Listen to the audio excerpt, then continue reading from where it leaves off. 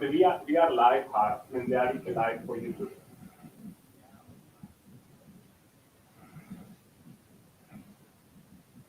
Yes.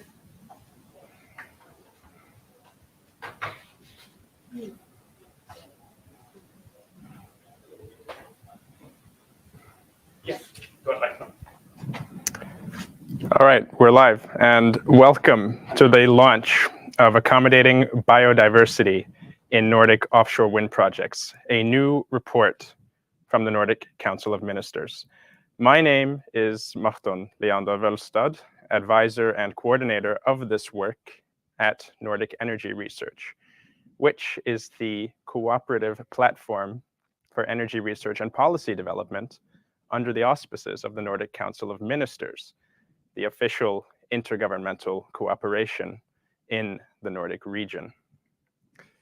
We have a vision to become the most integrated and sustainable region in the world by 2030.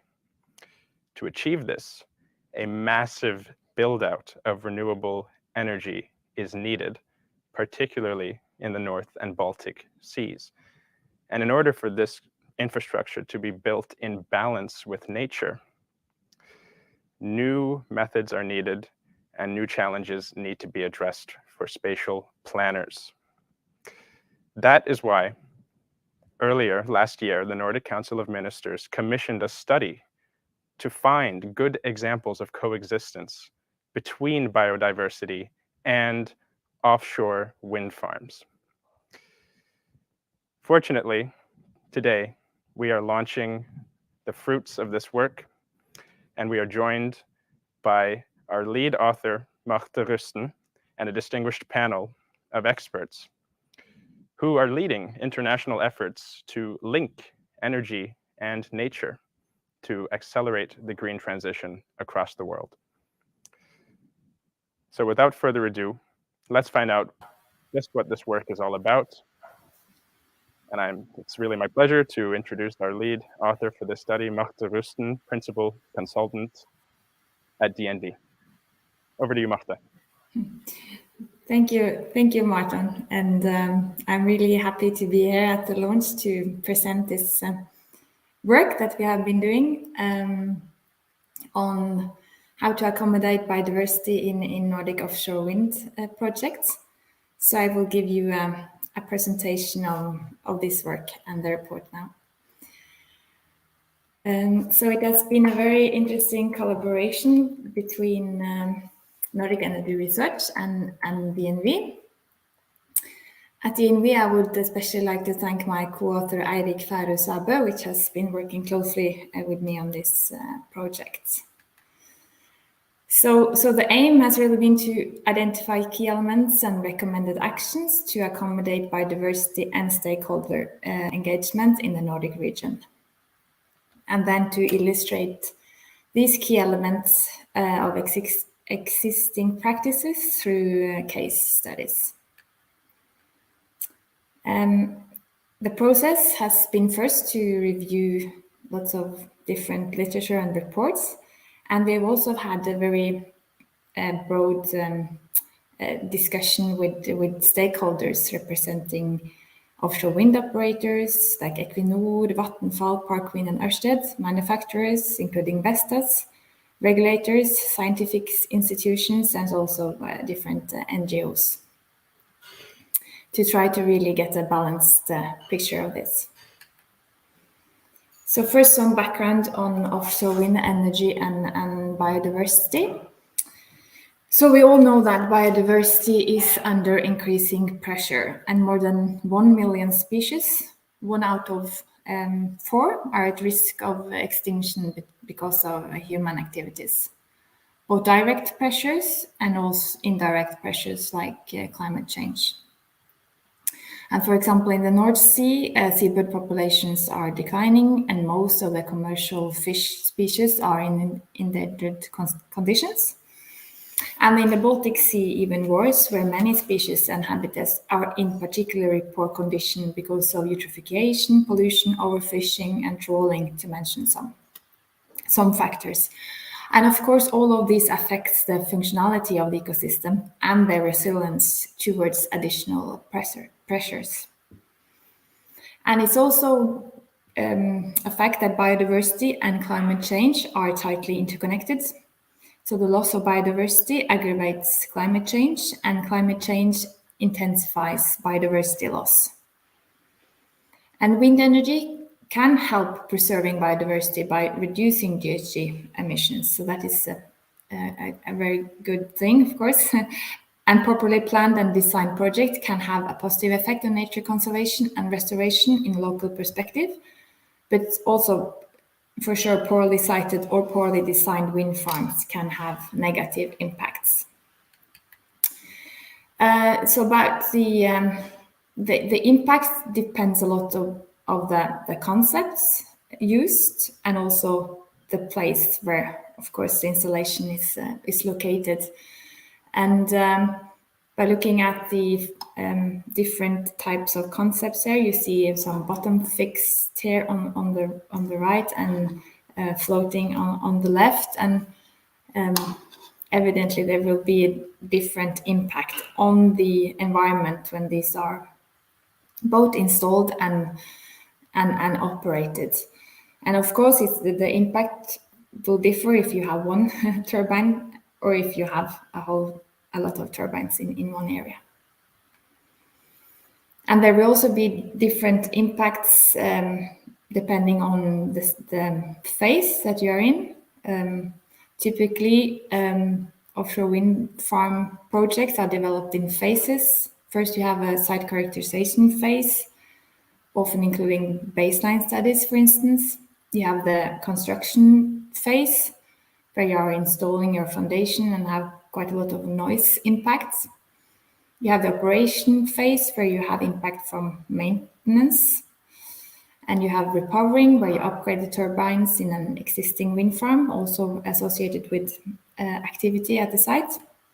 Decommissioning, where you remove the wind farm and the turbines, and also end of life, where you dispose the turbine blades. And as we have heard also, Martin said in the introduction, there will be the development of offshore wind will be a key factor to reach future energy demands and climate goals in an efficient way. And a lot of this will happen in Europe. And a 20-fold increase in Europe's offshore wind capacity is needed to reach climate neutrality by 2050. And the Nordic region will play a key role, where the North Sea can supply around 200 gigawatts and the Baltic Sea around 80 gigawatts by 2050.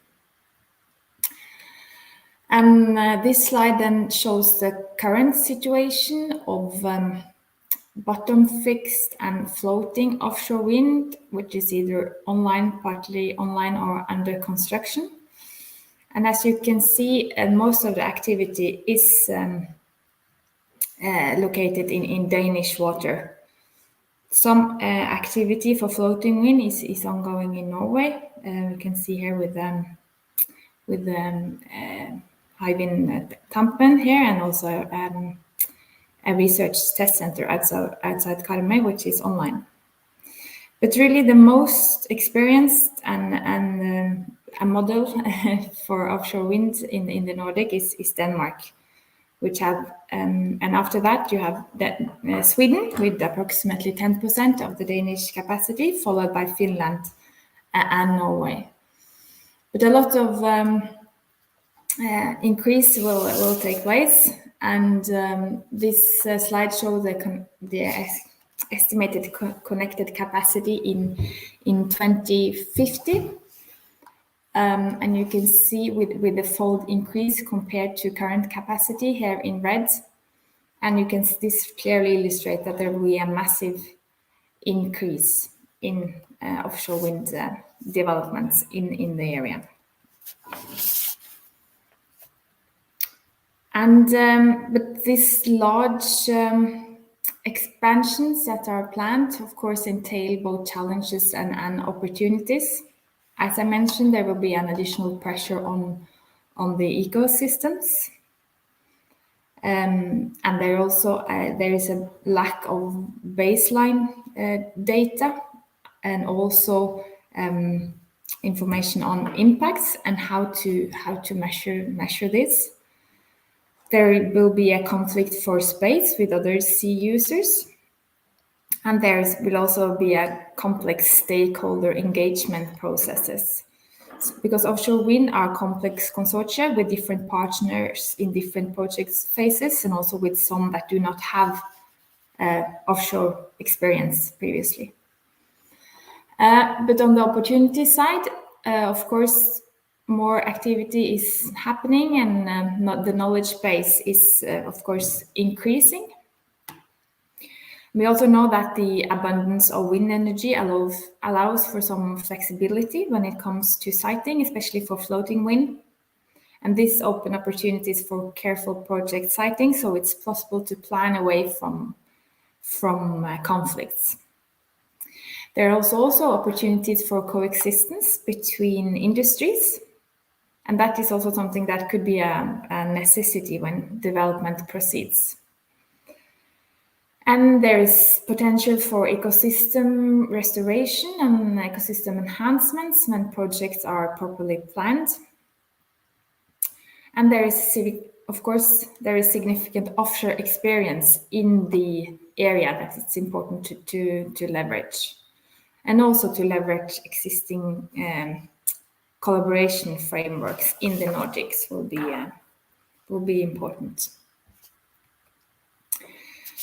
So on the species population levels, the impacts can be beneficial. It can have no or balanced effect, or it can have negative impacts. I already mentioned an indirect positive effect that offshore wind, of course, can conserve biodiversity by reducing GHG emissions. The direct impacts can be physical changes with habitat loss or creation because of the foundations. And it can also be the foundation of the turbine can represent barriers, hindering species in their normal movement, and also represent collision risk for birds. It can alter the hydrodynamics in the surroundings, resulting from reduced wind speed in the wake of installations, for instance. And it can introduce some electromagnetic fields that can disturb certain species, but more research is needed to understand that better. And one very important aspect is of course, the cumulative impacts, which is the total impact arising from all activities, from all the industries in an area over time. So in this project, we have been studying how we can mitigate potential impacts of offshore wind development in a Nordic setting. And our work has been inspired by the mitigation hierarchy as described by the IUCN guidelines and also other places, where avoidance is the most important measures. And these are actions then taken to avoid impacts in the first place.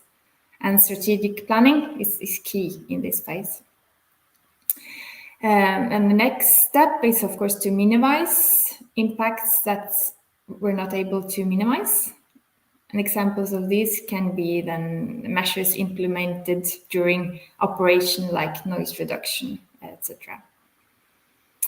And then offsettings are measures taken to compensate for effects that it's not possible to handle by the steps already mentioned. This is not so much discussed in the Nordic, but it's applied in the UK, for instance, related to seabird. So when not able to minimize effects on seabirds, operators has been had to work to strengthen breeding colonies. This has been the case for Hornsea 3, for instance. And then the last is the restoration. So this is a process of reversing the degradation of ecosystems. So this can, of course, be incorporated in offshore projects, offshore wind projects, to repair previous impacts from other activities. It has not had such high focus in the Nordic, but it's part of the licensing in the Netherlands, for instance. And of course, the guidelines also highlight the importance of good stakeholder engagement, and this is key both to identify and manage biodiversity risks and other conflict areas. So in our study, we have identified the following key elements to accommodate biodiversity. And it's about strategic planning. It's about collecting and sharing environmental data. It's about understanding cumulative impacts. And it's about underwater noise and stakeholder engagement.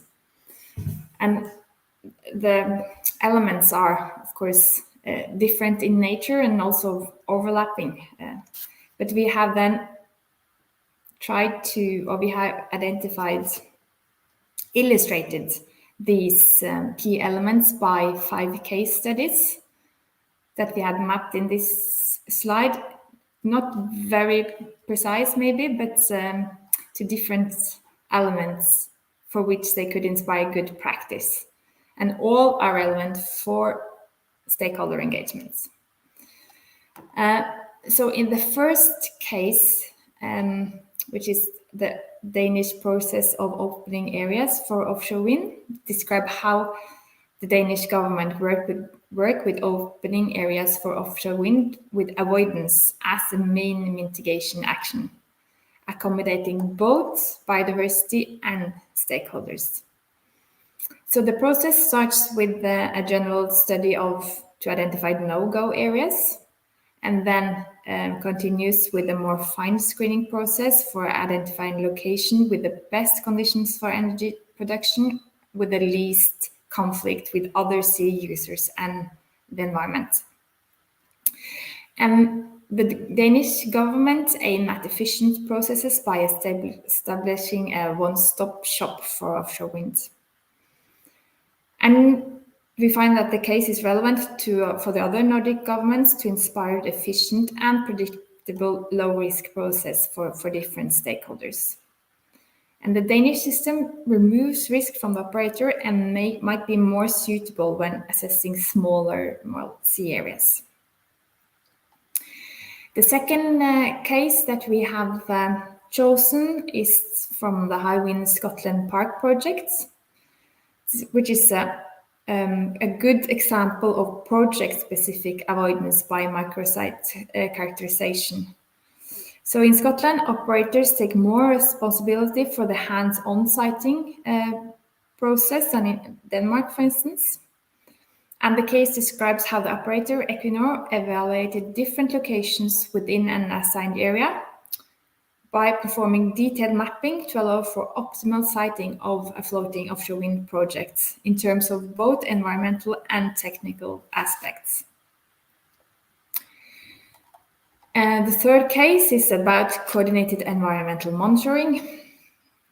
So, of course, to be able to perform effective mitigation of project impacts, it requires a thorough understanding of the biodiversity in an area as a baseline, and also potential changes over time as a result of offshore wind installations. And this is acquired by environmental monitoring. And 2 examples from governmental-led operators paid coordinated environmental monitoring is from Belgium, offshore wind development in Belgium, and the oil and gas industry in Norway. These examples has proven to be efficient use both of time and resources to build trust and transparency of accumulated knowledge and facilitate stakeholder dialogue. So all data collected here are publicly available. And the fourth case is on cumulative impacts. And of course, it's a key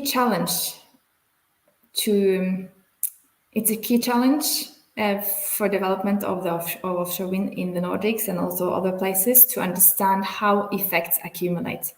What are the ecological thresholds and when are they exceeded? And to learn more about this, research is needed and it's also ongoing. And one example from Norway is the MARSIS 2021-2025 project with the focus on seabirds, funded by the Research Council of Norway. Another example is the Scottish Government research project called Cumulative Effects Framework for Key Ecological Receptors, CEF, focusing on both seabirds and marine mammals. So both of these research programs will develop methods to facilitate a robust assessment of cumulative effects using a consistent and transparent approach. And the last case study is about noise mitigation by bubble curtain, which is the most operational case that we have chosen. But it's chosen because efforts are really needed to reduce underwater noise. And this is considered to be the most acute impact of offshore wind development. And bubble curtains are a proven technology for this purpose. And the report then covers an evaluation of this methodology. So to conclude, there are large planned expansions in the Nordic, and this entails both challenges and opportunities. There is significant offshore experience to build up upon in the area, but it's important to leverage existing Nordic frameworks for data collections and cumulative impact assessments. It's also important to establish dialogue and multinational processes for marine spatial planning at sea basin scales to understand and accommodate biodiversity and stakeholders. For more details, should read the report also. Thank you. Thank you, Marte, for that very thorough run-through. And indeed, there are some exciting and inspiring examples for accommodating biodiversity around the Nordic region and our neighbor countries. And we strongly encourage everyone in the audience to check out the report on the Nordic Energy Research website or the norden.org publication portal. Now, we move ahead in our program. We're going to see a few videos from some of the other efforts around the world that are working to link energy and nature. And after that, we'll open up for an exciting panel discussion. So stick with us.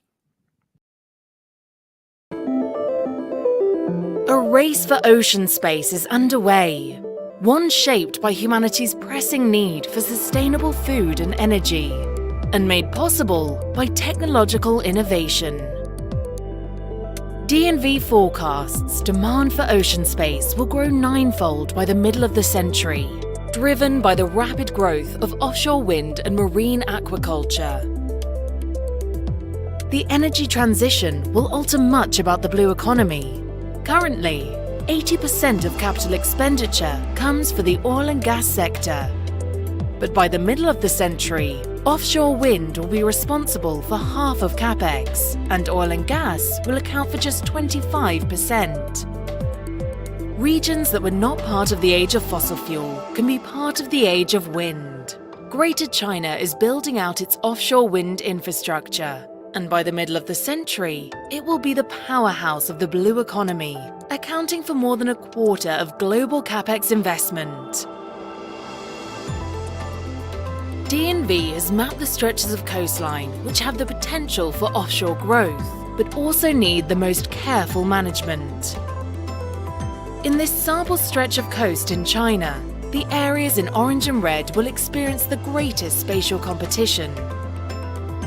Demand for space needs to be closely managed to avoid conflict between industries and to protect delicate ecosystems.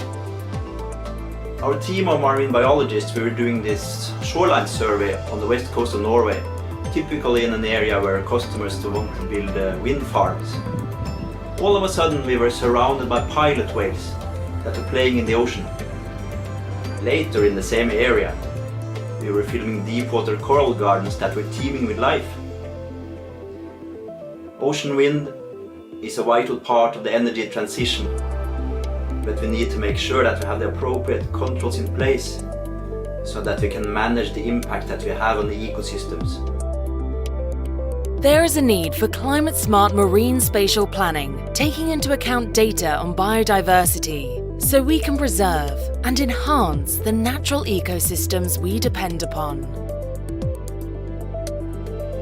Learn more about the services we deliver to achieve integrated ocean planning.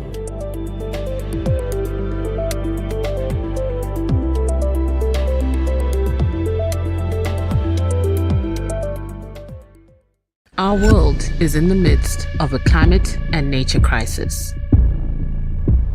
To help solve it, we need to rapidly transform our global energy system from one reliant on fossil fuels to one powered by renewable energy.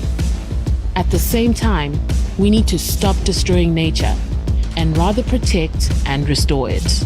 Although clean energy is vital to reduce emissions and protect people and nature from a warmer world, new renewable energy projects can also have an unintended impact on biodiversity. But the much needed change in our energy system must not happen at nature's expense. We've spent a century building an energy system that is based on fossil fuels, and we have around a decade to change that. A lot of renewable energy needs to be built quickly. The Coalition of Energy and Nature for Action has been created by 6 founding organizations to bring together all those aware of the effect of energy on nature. Together, we can find the best solution and highlight the need for new renewable energy projects to be carefully assessed for their impact on the natural world. Clean Action aims to ensure that the options that cause the least damage to nature are prioritized. Wind and solar energy take up a lot of space which may already be important for biodiversity. With careful planning, wind farms and solar facilities can be integrated into landscapes with lower ecological value. To drive forward a nature-positive energy revolution, we must ensure that the Earth's most sensitive locations are avoided, and the impact on nature is transparently declared and monitored. All of us need to collaborate to consider nature in future energy plans. Those involved with delivering enough renewable energy to meet our global climate ambitions must hear the messages from those that understand the impact on nature. We can't afford any further decline in biodiversity from fossil fuels and the consequences this has for lives and livelihoods. We must all work together and learn from each other to reach the best solutions. Join us at Clean Action. Let's work together with people and nature for a cleaner world.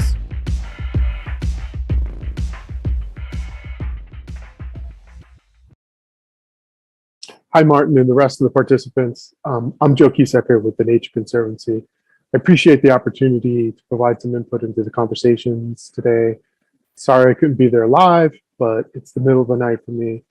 So hopefully I am sound asleep right now. If you don't know who we are, the Nature Conservancy is one of the largest global environmental nonprofits with programs in around 7 countries around the world. We're working to create a world where people and nature can thrive. As a lead scientist, I spend the bulk of my time leading a strategy that we call development by design that seeks to address some of the fundamental flaws in development planning and permitting. Right now, we don't think about impact mitigation until a project is proposed. When it comes to reducing conflicts and mitigating impacts to biodiversity from development, we spend a disproportionate amount of our resources working reactively at the site or project level. We need to shift to phases that are early in the planning process and at larger spatial scales. With development by design, we seek to invert that process, focus on cumulative impacts, improve conservation outcomes, and in some cases provide more certainty around development permitting. We work on a diversity of footprints, from ag to energy, mining, and urban expansion, with work on land, freshwater, and marine. And we partner with governments, companies, and lending institutions. With climate change as the defining issue of the century, we're adapting our development by design approach to address this challenge. TNC has three main focal areas towards tackling climate change: improving policy commitments, natural climate solutions work, and renewable energy siting solutions. The latter is critical given that around 75% of our emissions come from energy. So we need a rapid overhaul of our energy systems away from fossil fuels towards renewable energy. The reality is that the renewable energy transition is going to have many challenges. We've spent over a century building an energy system based on fossil fuels, and we have a decade or two to shift towards renewable energy. In turn, we have a lot of renewable energy to build, upwards of 20 times of our current installed capacity. And the reality is that the leading forms of renewable energy, wind and solar, take a lot of space in comparison to fossil fuels. Potential for land use conflicts is high, and those conflicts may slow the transition. We already see conflict in the renewable energy that's been built.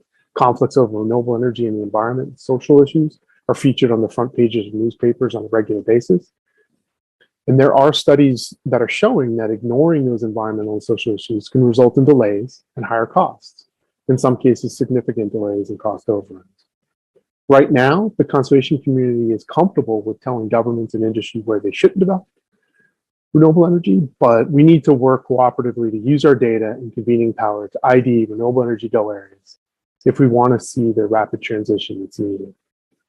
TNC is targeting the highest emitting countries and regions, so US, India, China, and Europe, building tools that let government and industry screen projects for risk, and at the same time use those values to design go areas to meet renewable energy targets. Given the scale of the challenge and the limited time, we need an energy revolution. And that's why we're partnering with groups like Clean Action with the hope of synchronizing government, researchers, and civil society around this critical issue. Thanks again for the opportunity to be here today, and back to you, Martin. Thank you, Joe, for coming to us from Colorado with that important message about development by design from the Nature Conservancy. Well, we're joined by a panel today, a panel of distinguished experts, I might add. Allow me to introduce them. We have Rachel Asante-Uso, Manager of the Global Business and Biodiversity Program at the International Union for Conservation of Nature, IUCN. Thanks for joining us, Rachel. We have Jan Willem van Bocheve, Senior Principal Consultant at the Biodiversity Consultancy. Good to see you, Jan Willem. Dean Cooper, Global Lead for the Energy Transition at the Worldwide Fund for Nature. Thanks for joining us. Tris Allenson, Senior Global Science Officer at BirdLife. Thanks for being here. Miao Hong, Director of the Sustainable Invest Program at the World Resources Institute, China. Good to have you with us. And of course, Marte Rusten, our lead author from DNV. Well, let's get started. I'd like to go to you first, Jan Willem. Now, on behalf of the Biodiversity Consultancy, you co-authored the IUCN guidelines on mitigating biodiversity impacts associated with solar and wind energy development. And the chapter on offshore wind energy is particularly relevant for the Nordics. Could you walk us through some of the unique challenges for monitoring and mitigating biodiversity impacts in a Nordic context versus some of the emerging markets?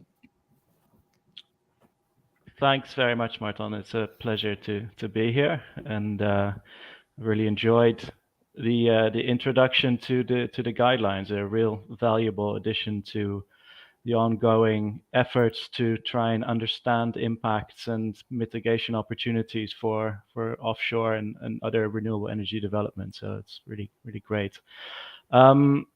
Yeah, the guidelines that we produced together with IUCN on mitigating biodiversity impacts from wind and solar, focus on the much wider range of risks and opportunities beyond offshore, to also look at onshore and also look at solar.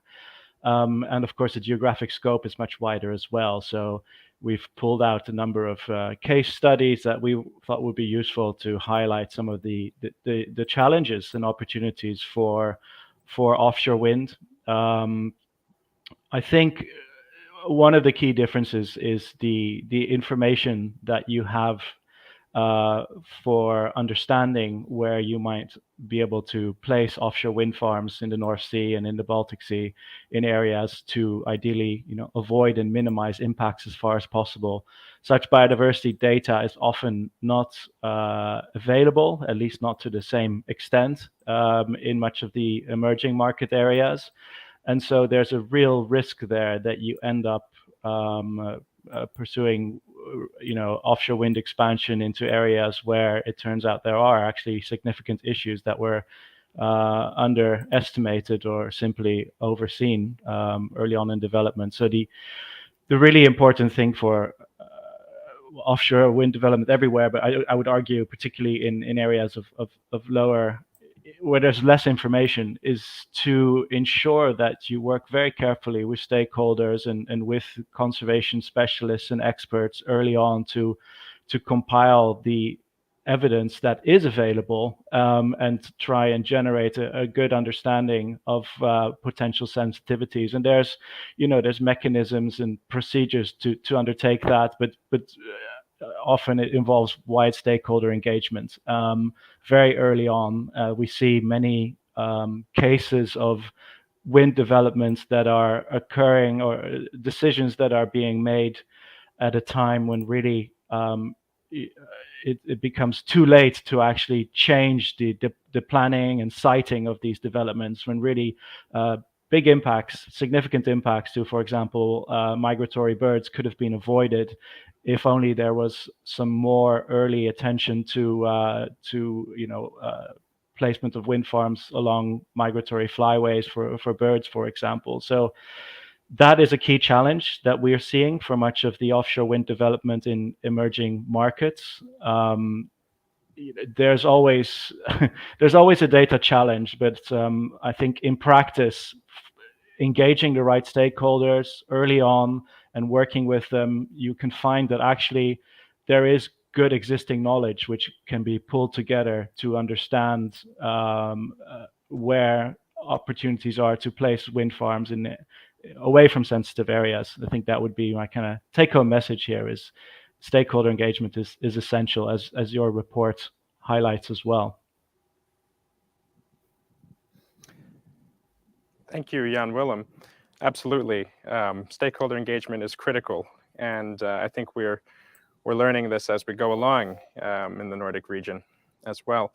Now, our report also highlights some of the opportunities associated with habitat enhancement and offsets.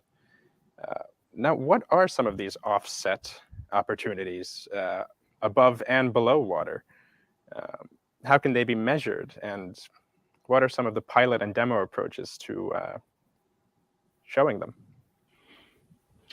Yeah, there's definitely opportunities to offset residual impacts from offshore wind farms. But before we discuss those, I think it's worth reiterating the importance of early avoidance over and above any other measures that look at restorative actions and offsetting and compensation action. So, as the report highlights, avoidance is key. And so early planning for marine offshore wind farms through marine spatial planning and strategic assessment and sensitivity mapping and all those tools that are out there is essential to really minimize the risk and liability associated with having to implement uncertain and often costly offsetting measures.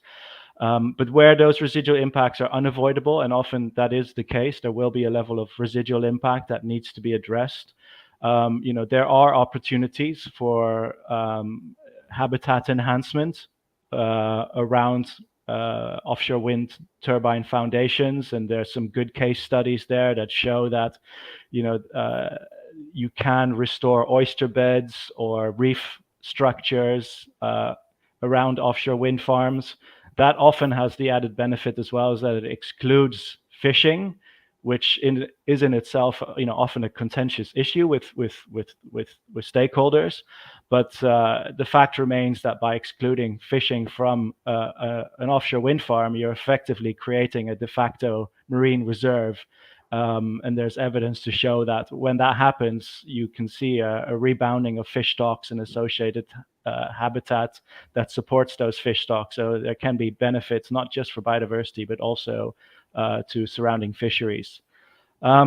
Addressing the impacts above the water, predominantly associated with impacts to birds and bats, is challenging. And our perception is that it really requires a holistic approach. You need to work at wider scales with multiple developers to understand and be able to attribute different impacts towards different wind farms. And I think the only really feasible way to address those through offsets is to look at establishing protected areas elsewhere that address some of the other threats being faced by those species beyond the collision impact from the wind turbine. So you could look at enhancing protection of important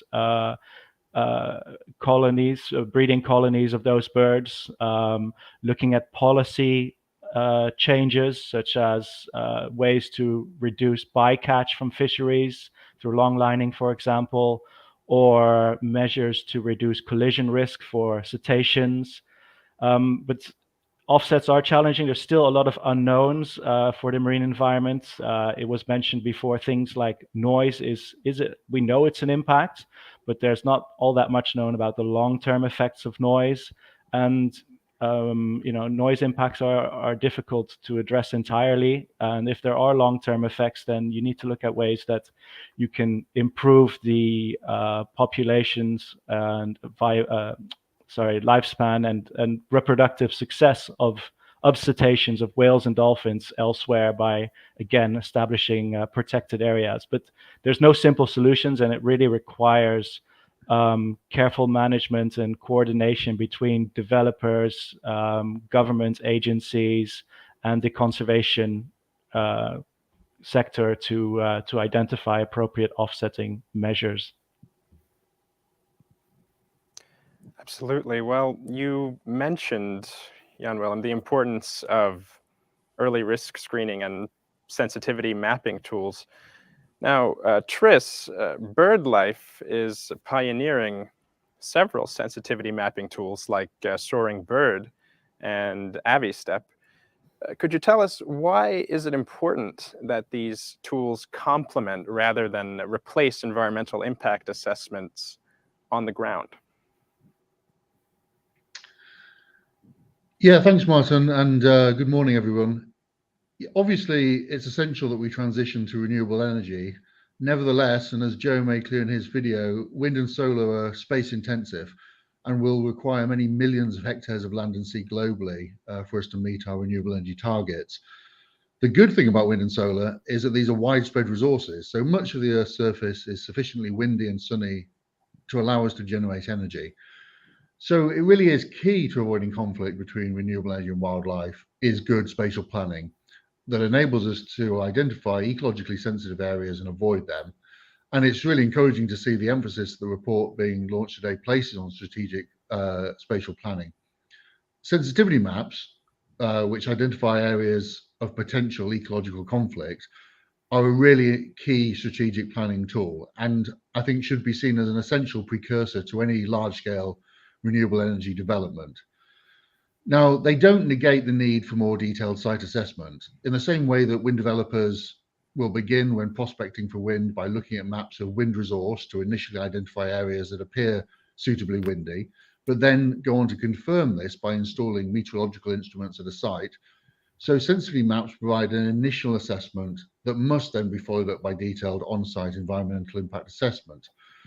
But ultimately, whilst environmental impact assessments will always provide a more accurate assessment of a site, they can't tell you anything about the relative importance of that site in relation to the wider land or seascape, which is why sensitivity mapping is so important.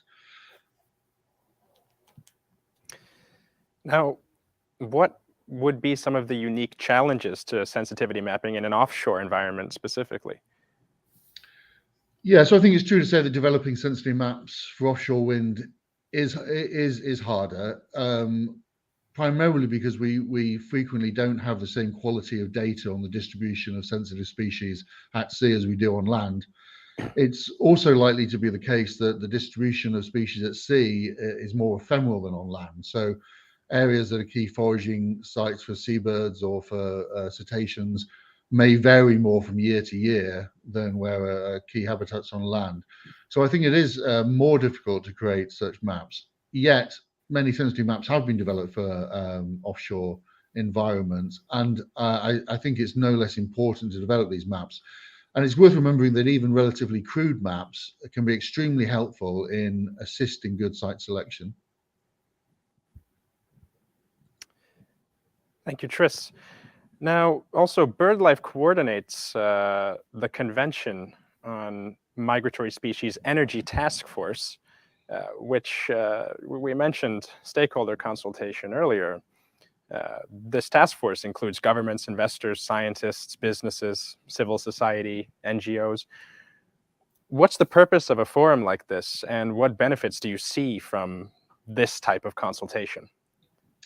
Yeah, so in 2014, the world's governments that are signatories to the Convention on Migratory Species, so CMS being an environmental treaty under the aegis of the United Nations, these governments agreed to establish a multi-stakeholder task force with representatives, as you say, from government, multilateral environmental agreements, investors, the private sector, and NGOs. And the main aim of this group is to establish global best practice on wildlife safe renewable energy, and to develop the kind of tools and knowledge needed to ensure a truly green, clean energy revolution. So, for example, we're about to launch some best practice guidelines on post-construction fatality monitoring. It's incredibly important to understand the impact that wind facilities have, and that's why post-construction monitoring is so important. But really, for that data to be as useful as it can, we need people around the world to be collecting that data in standardized and comparable methods. And we've developed an approach and guidance that will enable that, particularly across emerging markets around the world. And as you say, and as one of the things that's been highlighted, and I really would agree throughout, is that this kind of collaboration, which brings together stakeholders from conservation, government, and the energy sector, all with a common aim of ensuring nature-safe renewable energy expansion, is, I think, the most important way to ensure that we can both meet our renewable energy targets and our biodiversity commitments. And I would, use this opportunity to urge governments and energy developers to establish collaborations with conservationists. This, shouldn't be an area where these groups are in conflict, but rather one where we're working in unison. We should all want to see renewable energy expanded. We should all want to ensure that it's not achieved at the expense of biodiversity. So to add to other voices that have said, collaboration and stakeholder engagement is really critical. Absolutely. And just to mention to our YouTube audience out there, feel free to leave questions for our panelists in the YouTube comments section. We'll get them up on the screen and do our best to relay them over here. So fire away. Shifting gears, Rachel, it's no secret, especially considering recent developments, that energy supply chains are vulnerable. And while renewables are part of the solution, we know that wind turbines, for example, rely heavily on rare earth elements that need to be mined somewhere around the world. And right now, it's not clear whether supply can meet the enormous demand that we will see for this type of infrastructure. Now, I know that IUCN is looking into this, but are wind developers looking sufficiently into their supply chains? And are they taking the right precautions in terms of responsible sourcing and also security?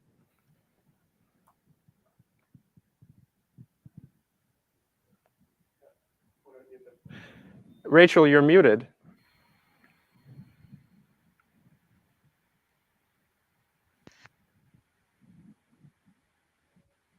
Is that better? There we go. Can you hear me now? Yes. Okay. So first of all, I'd like to say thank you very much for allowing me to be here, and it's been a real pleasure. As you said, there are going to be issues around sourcing of raw materials for the renewable energy sector, and this is going to be because. Oh, Rachel, you're muted again.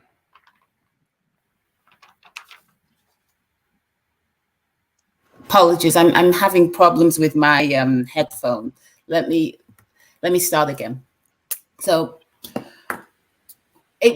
I've been listening to the presentations so far, and one of the things that I found most heartening was the ambition from the Nordic region to scale up their renewable energy supply and renewable energy generation.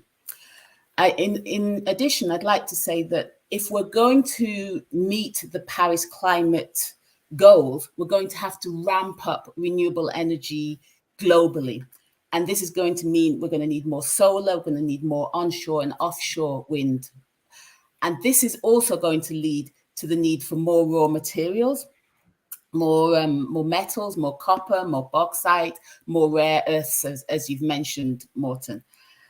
And what we're already seeing now is more competition for these materials. I should say that the most efficient way to meet this greater demand for raw materials is through recycling. And I know that within the renewable energy sector, there's been significant recycling around aluminium and around steel. But suffice to say, it's clear that new mining is going to be necessary. And we're already seeing new mines being developed linked to the renewable energy sector. If these mines and this raw material generation and extraction is not managed responsibly, then as many have already said, there is a real danger that the renewable energy sector and the renewable energy generation that we need so badly to combat climate change could end up having adverse impacts on biodiversity and on society as a whole. I think, to answer your question, that there are some really good practices happening now in terms of responsible sourcing. But as I've said, this need for more renewable energy is going to require more companies coming into the market, and it's important that we are able to highlight this good practice in responsible sourcing globally, and that we are able to make sure that regulators around the world also understand and require responsible sourcing as part of their plans for renewable energy generation.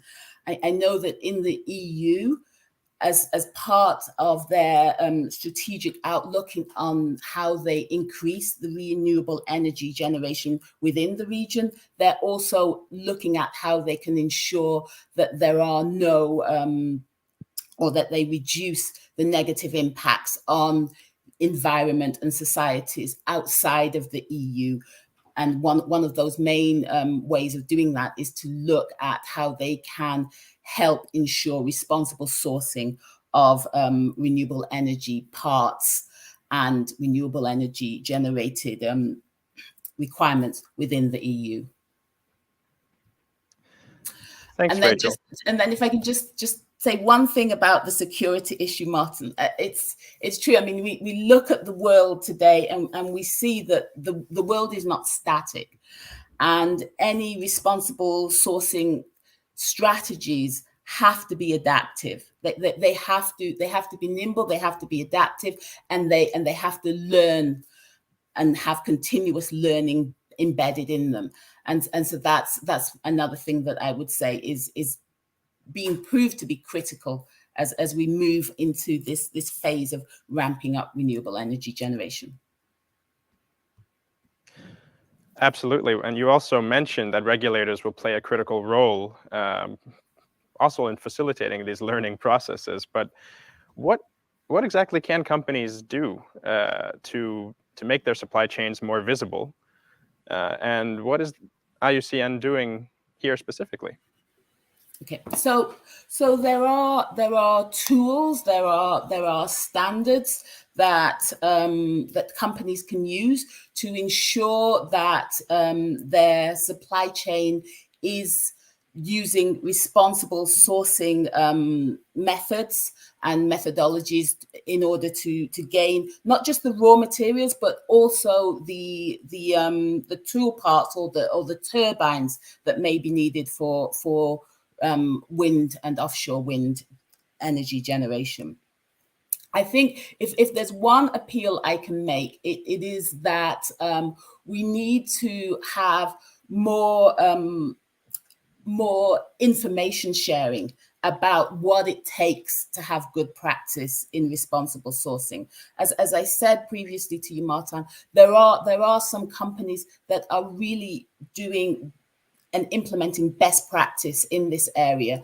And what IUCN intends to do as part of our Renewables Phase 2 project is to work with those companies, also to work with our state members and our NGO members in order to be able to highlight different frameworks and different tools that can be used to support responsible sourcing, and also to highlight the risks and the opportunities that that exist in different tools like third-party verification and certification. So we'll be working with our members and with the renewable energy sector, really to see how we can provide that guidance, not just for regulators, but also for new companies that are going to come into the renewable energy sector globally. And I'm happy to say we'll be working with TBC and our NGO members on this as well. Absolutely, and I think this highlights also the importance of the private sector and even the financial sector. Now, Miao, we know that the financial sector plays a critical role in advancing the green transition, and we also know that the World Resources Institute has initiated the Partnership of Biodiversity and Finance, PBF, to advance the achievement of the Paris Agreement goals and also the post-2020 Global Biodiversity Framework. Could you tell us how PBF plans to achieve this goal? Thank you, Martin, and thank you for just invite me to participate in this panel discussion. I think as an international cooperation initiative on biodiversity, after COP15 Phase 1, the partnership of this biodiversity and finance with broader stakeholders, including governments, financial institutes, companies, and civil societies, is to enhance the international cooperation focused on nexus between biodiversity and the finance market. I think PBF wanted or plans to achieve this goal from following maybe 5 aspects. And first of all, say integrating biodiversity conservation into financial institutes, services, business strategies, decision-making process, and policies. Actually, IFI are, under this PBF, IFIs are encouraged to work with biodiversity groups to develop more tools, models, and products to mobilize more finance resources in support of biodiversity conservation practices. So that's the first aspect. And secondly, under PBF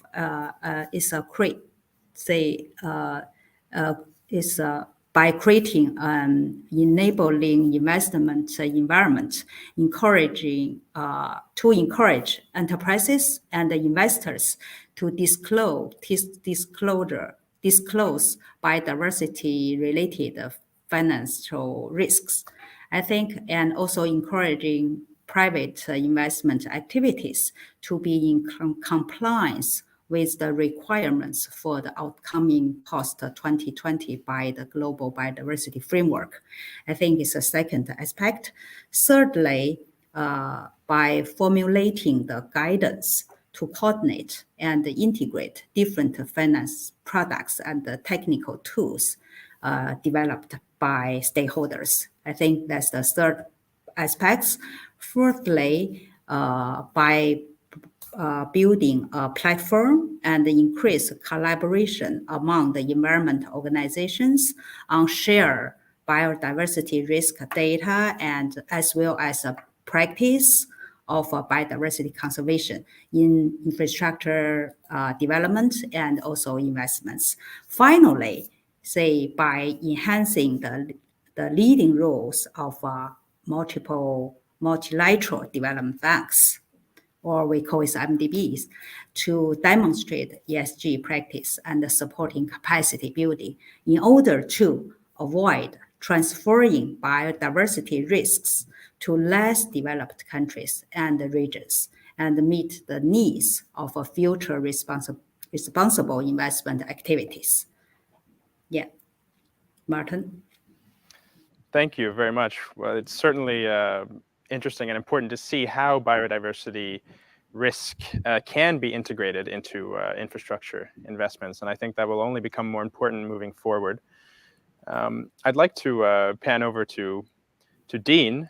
Now at WWF, you're also focusing on the link between energy and nature. And I'm wondering if you could explain to us just exactly why this is significant and how exactly you plan to address this through clean action. Dean, you're muted. Thanks very much, Martin. It's great to speak to you and the other panelists. And I think my overriding impression from is that there's a lot going on out there, and a lot of people realizing that this link between energy and nature needs to be addressed. The question for us has been, since I've been looking at this area from a WWF perspective, internally within our organization and externally, there are lots of initiatives addressing this issue, but a lot of it is acting independently. We're all doing our own thing. We're often doing it very well, but often not really linking up with others and taking account of what else is happening. So we felt for a while that we could have much more impact if we could bring all of this together, all of these efforts and good motivations, the sort of messages that you've already heard earlier today, and try to see how we can share this knowledge and experience and maximize the impact. Because we do need to address this issue. It's important, it's an urgent issue, and it needs to be done now. I think there's been a lot of talking, and that's something that we're trying to address. It's not just the motivations, the intentions, but rather to say, look, let's do something. Let's take some real action. So it was on that basis that we said, look, let's try to bring together all of those working in energy and the energy transition. Obviously, it's a high global profile at the moment. This idea that we really need to move by 2030. We've got to get away from fossil fuels.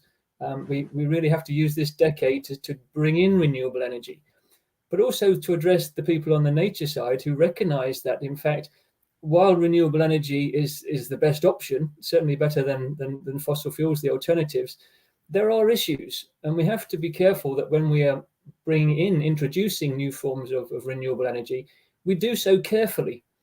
I remember when I first joined WWF, one of my first, the first reports I read was an assessment of the biodiversity loss over 50 years from 1970 to 2020, so the recent history. And we've lost like 68% of wildlife species in that time. I mean, that for me is frightening. And I think it's something that we have to take into account. For a lot of people who understand these issues, like those on the call on the panel today, great to hear from the other organizations who are pushing this whole agenda.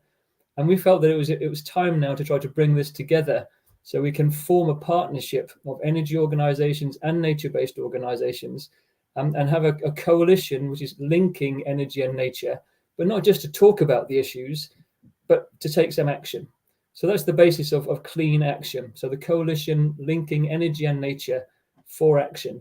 And we're welcoming now all partners involved with energy activity, nature-based activity, to join us, and as I say, work together, benefit from the experience that's already out there, the knowledge that we can share, and connect with other organizations that can complement your own work and activities. I can go on and give you more details, Martin, but I don't want to to bore you with that if not needed. So please let me know. Well, I'm curious about other energy and nature related issues that you feel should be prioritized, and specifically what WWF is doing about it. Sure. Yeah. Well, this is one of the big challenges that we have, is to try to understand what are the main routes, what are the best routes for renewable energy applications. So we have at WWF a number of different departments looking at different areas. I'm based in the climate and energy, the global practice which deals with climate and energy. When I speak to my colleagues in freshwater, they say, well, this hydropower is really just terrible for our rivers, the fish, the occupation of the rivers, the free flowing. We really must avoid hydropower. If I speak to my colleagues in our oceans department, they'll say this deep sea mining that we need for all these minerals, if we're looking for cobalt or nickel or copper or manganese, all these things for batteries and appliances and generation for renewable energy, it's just destroying our oceans. We really can't afford to get involved in this area. I speak to forests. The people in the forest department, they tell me wind really is not a great solution. Look at the bird life issues. We've heard from BirdLife International. How can we manage this? And even solar power, I mean, it needs a lot of land to bring in the number of PV applications, the photovoltaics that we need for this. That's land use. I mean, this is alternative sources of use for land, for food particularly. We have to just bear in mind all of these different issues. So it's really a question of trying to say, yes, we understand these issues. We've got to take them into account, and really to say to our energy developers, our colleagues in the energy sector, that this is an issue they need to be aware of. So we're not just saying, yes, we want lots more renewable energy. Of course, we do want lots more renewable energy, but it needs to be done in the right way, and being aware of some of these issues that will impact on nature if we're not careful taking this forward. This is the one chance we have to get in the right direction. We can do it. And one of the other parts that Clean Action has been involved in, as I said earlier, is not just to talk about these issues, but to say, look, what can we do? And you'll have heard from the other speakers, one of the issues that has been raised as a priority option is to look at spatial mapping. So we've tried to go down that route and say, look, from a global perspective, where is the best place for us to site wind power systems and solar systems? Are there areas that we really should be avoiding? Can we provide the world's needs in the areas that won't cause that sort of disruption?